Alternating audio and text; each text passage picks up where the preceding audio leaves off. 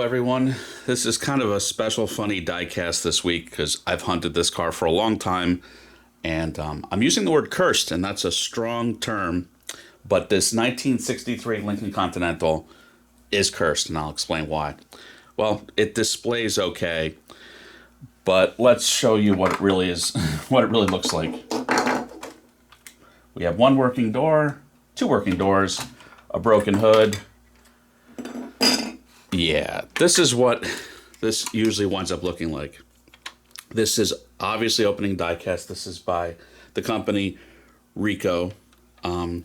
This was available early 2000s, and I've bought this a few times now, maybe 3 or 4.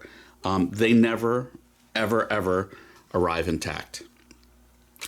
I've had a friend buy a couple of these. There's always at least a door broken off. And this time, I bought this brand new, and it had the straps on. The straps were around the doors, the straps were around the hood, and it was very well packaged, very well shipped. The person even put little styro peanuts in.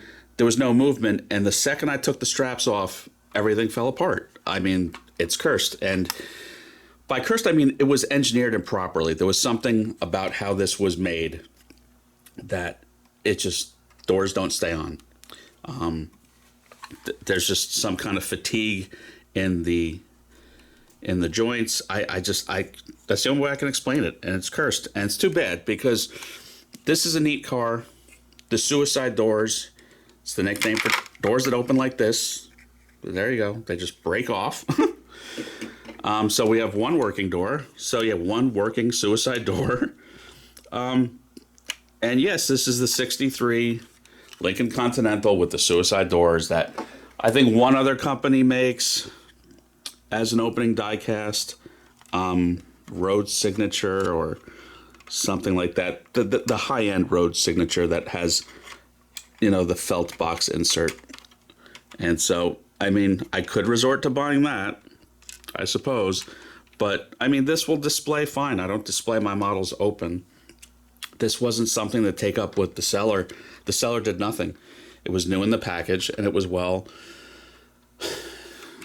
preserved in the package for the shipping. So it's no one's fault. It's the nature of a cursed model. So I really want to show it for what it is. This is what you'll wind up getting. And again, it's a pretty good model. You've got carpeting in there. You've got carpeting in the trunk, carpeting on the spare tire, a relatively detailed V8 engine.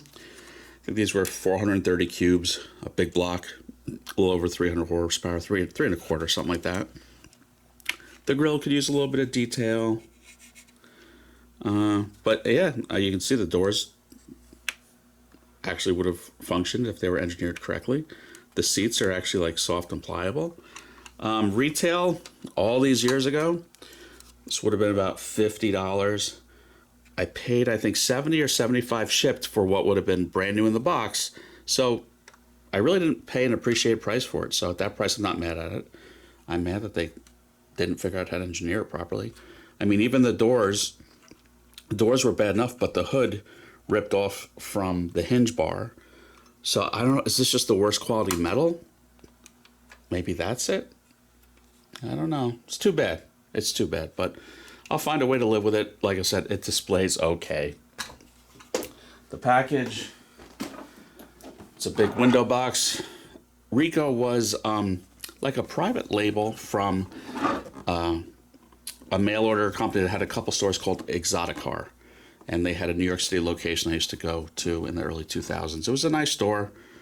And Rico made a few really good cars. They have the Vector W8, which I have, which no one else makes, which is now a multi-$100 diecast. So they have made some good, interesting stuff. I probably have like 6 or 7 of Rico's in my collection. And now I have this stupid broken thing. But yeah, that's it for this week. Everyone have a good one. Please like and subscribe.